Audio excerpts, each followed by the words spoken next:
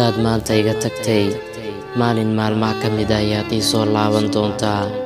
Iga fogow, igana dheerow, waayo waad i dayacday.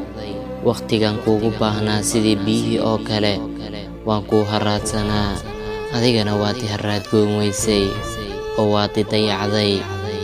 qalbigayga kuma xasuusan doono mar dambe, waayo noloshayda oo dhan ayaad baabi'isay. jacaylkii aan kuu qabay wuxuu isku beddelay nacayb. adduunkan inta joogta adiga ayaan kuu necbahay. waxaad burburisay noloshayda oo dhan, wax walba oo noloshayda ka mida ayaan ku siiyey, adigana waad i xumaysay.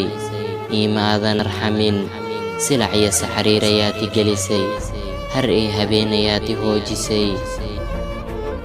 ixsaan iima aadan samaynin, ogow waan noolaan karaa adiga la'aanta, waayo waad i dhaawacday.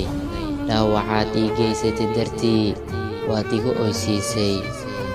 waad iga tagtay anigoo ku jecel, weliba waad i dayacday.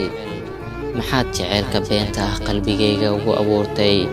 haddaad i dayacaysid, ma ogid miyaa dhaawacaad ii geysatay inuu qalbigayga xanuujinaayo? maya ma ogid xanuunka i haayo, laakiin anigaa dareemayo dhaawacaaga xanuunku igu haayo. wuu i danqadaa, markaasaan la xanuunsadaa. waxaan isku dayayaa inaan is adkeeyo, umana adkaysan karo.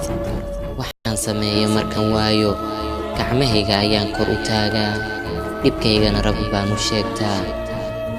markaan isku dan sheeganay, daaqadihii qalbigaygana aan kuu furay, ayaa duurkoo cidlaa igu sii daysay.